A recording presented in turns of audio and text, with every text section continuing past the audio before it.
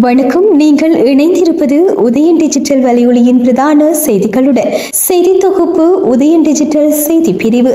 செய்திகளுடன் இணைந்திருக்கும் நான் லிஷா தரணீஸ்வரன்.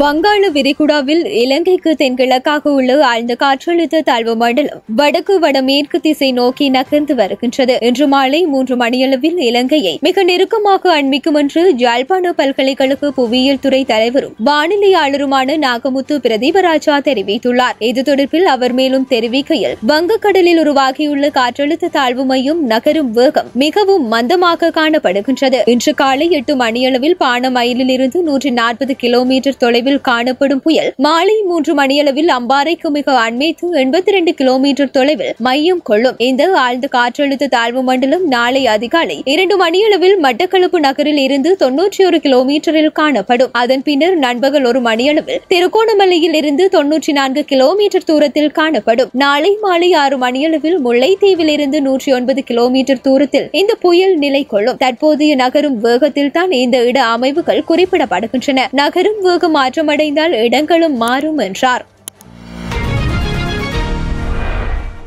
யாழ் மானிப்பாய் சுதுமலையில் கப்ரக வாகனம் ஒன்றும் வேன் ஒன்றும் ஒன்றையொன்று முந்தி செல்ல முற்பட்ட வேளை வீட்டு மதில் ஒன்றை கப்ரக வாகனம் மோதியுள்ளதாக போலீசார் தெரிவித்துள்ளனர். இந்த சம்பவமானது சுதுமலை அம்மன் கோவிலுக்கு அருகாமையில் இன்று காலை இடம்பெற்றுள்ளது. இதன்போது சுதுமலை அம்மன் கோவிலின் குறுக்களது வீட்டு மதிலே சேதம் அடைந்துள்ளதுடன் தொலைத்தொடர்பு கோபுரம் ஒன்றும் சேதமடைந்துள்ளது. சம்பவத்தில் எவருக்கும் எவ்வித பாதிப்பு எதுவும் இடம்பெறவில்லை எனவும் விபத்து தொடர்பில் மேலதிக விசாரணைகளை மானிப்பாய் போலீசார் முன்னெடுத்தும் வருகின்றனர்.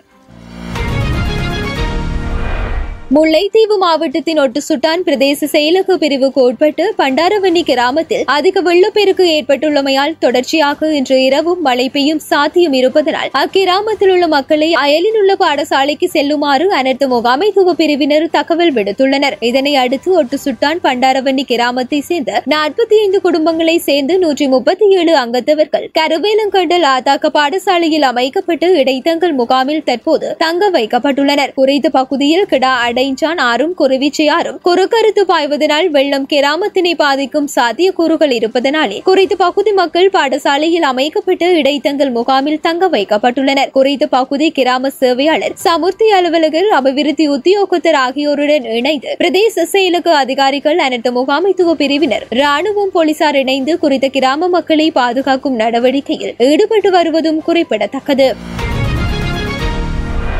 நிலவும் சீரற்ற வானிலை காரணமாக தமது பரீட்சை நிலையங்களுக்கு செல்ல முடியாத உயர்தர பரீட்சைக்கு தோற்றவுள்ள மாணவர்களை அருகிலுள்ள பரீட்சை நிலையத்திற்கு செல்லுமாறு பரீட்சை திணைக்களம் அறிவித்துள்ளது. இது குறித்து அனைத்து உயர்தர பரீட்சார்த்திகளையும் தெளிவுபடுத்த நடவடிக்கை எடுக்கப்பட்டுள்ளதாக திணைக்களம் அறிவித்துள்ளது. மேலும் தமக்கு வழங்கப்பட்டுள்ள பரீட்சை மத்திய நிலையங்கள் தவிர்த்து வேறு பரீட்சை நிலையங்களில் பரீட்சைக்கு தோற்றுவதாயின் அது குறித்து பரீட்சைகள் திணைக்களத்திற்கு அறிவிக்க வேண்டும் எனவும் தெரிவிக்கப்பட்டுள்ளது. இதேவேளை 2024 ஆண்டுக்கான கல்வி பொது தராதர உயர்தர பரீட்சை நேற்று ஆரம்பமாகியதுடன் அடுத்த மாதம் 20ஆம் திகதி வரை நடைபெறவுள்ளது.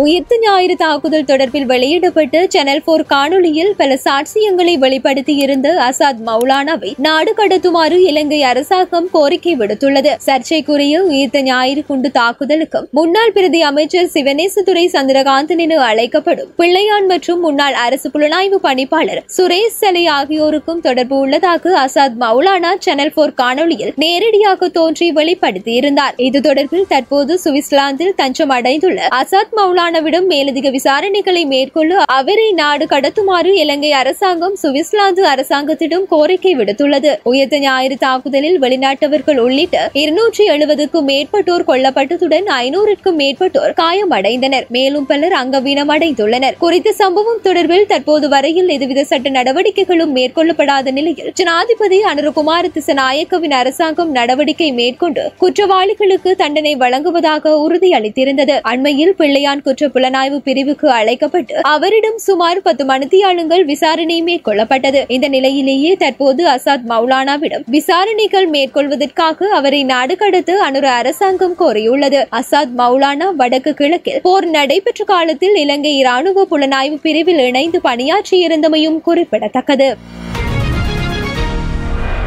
சட்டங்கள் துஷ்பிரயோகப்படுத்தப்படுவதற்கு தேசிய மக்கள் சக்தி அரசாங்கத்தில் ஒருபோதும் இடமளிக்கப்பட மாட்டாது. நாட்டை அழிக்கும் பாதாள உலக செயற்பாடுகள் மற்றும் போதைப் பொருள் என்பவற்றை முற்றாக ஒழிக்க வேண்டிய பொறுப்பு அரசாங்கத்தினுடையதாகும் என பொதுமக்கள் பாதுகாப்பு மற்றும் நாடாளுமன்ற விவகாரங்களுக்கான பிரதி அமைச்சர் சுனில் வட்டக்கல தெரிவித்துள்ளார். நேற்று பிரதி அமைச்சராக தனது கடமைகளை பொறுப்பேற்றுக் கொண்ட போதே அவர் இதனை தெரிவித்தார். மேலும் குறிப்பிட்ட அவர் சட்டத்தை நடைமுறைப்படுத்துவதில் காணப்பட்ட பலவீனமே கடந்த காலங்களில் சட்டவிரோத செயற்பாடுகள் அதிகரித்ததில் செல்வாக்கு செலுத்தியது. நாட்டில் போதிய அளவு சட்டங்கள் நடைமுறையில் உள்ளன. ஆனால் அவற்றை நடைமுறைப்படுத்துவதில் பல சிக்கல்கள் உள்ளன. அது மாத்திரமின்றி சட்டங்கள் முறையற்ற வகையில் பயன்படுத்தப்பட்டன. தேசிய மக்கள் சக்தி அரசாங்கத்தில் அதற்கு ஒருபோதும் இடமளிக்கப்பட மாட்டாது. நாட்டை அழிக்கும் பாதாள உலக செயற்பாடுகள் மற்றும் போதைப் பொருள் என்பவற்றை முற்றாக ஒழிக்க வேண்டிய பொறுப்பு எமது அரசாங்கத்துக்கு காணப்படுகின்றது. இவற்றை ஒழிப்பதற்கு அரசியல் ரீதியில் காணப்பட்ட தடைகள் தற்போது நீங்கியுள்ளன. எனவே இனியும் நாட்டில் சட்டவிரோத போதைப் பொருட்கள் இவ்வாறான காரணிகளால் கைப்பற்றப்படவில்லை என காரணம் கூற முடியாது. அப்பாவி மக்களுக்கு நியாயத்தை வழங்க முடியவில்லை எனில் நாம் பதவிகளை வகிப்பதில் பிரயோசனமில்லை என்றார்.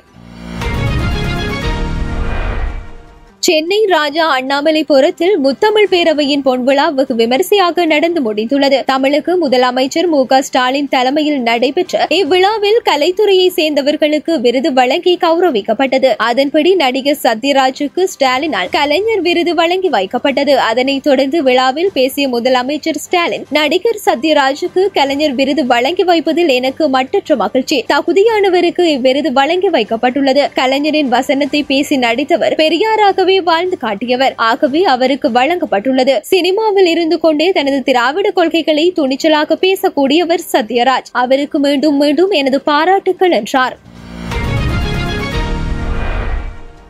வெளிநாட்டு சுற்றுலா பயணிகளை ஏற்றி சென்ற படகொன்று செங்கடலில் மூழ்கி விபத்துக்குள்ளானதில் 16 பேர் காணாமல் போயுள்ளதாகவும் 28 பேர் மீட்கப்பட்டுள்ளதாகவும் எகிப்து அதிகாரிகள் தெரிவித்துள்ளனர். 13 பணியாளர்களுடன் பல்வேறு நாடுகளை சேர்ந்த 31 சுற்றுலா பயணிகளுடன் எகிப்தின் கடலோர நகரமான மார்சா ஆலமின் தெற்கில் படகு மூழ்கியது. ஒரு பெரிய அலை படகு மீது மோதியதாகவும் சுமார் 5 முதல் 7 நிமிடங்களில் படகு கவிழ்ந்ததாகவும் சில பயணிகள் தங்கள் அறைகளுக்குள் சிக்கிக் கொண்டதாகவும் செங்கடல் பிராந்தியத்தில் ஆளுநர் அம்ர ஹனா தெரிவித்துள்ளார். மீட்கப்பட்ட சில சுற்றுலா பயணிகள் மருத்துவ சிகிச்சைக்காக விமானம் மூலம் மருத்துவமனைக்கு கொண்டு செல்லப்பட்டதாகவும் தெரிவிக்கப்படுகின்றது. குறைந்து 4 அடுக்கு மோட்டார் படகு மூழ்கியதற்கு உறுதியான காரணம் இதுவரையில் உறுதி செய்யப்படவில்லை என தெரிவிக்கப்படுகின்றது.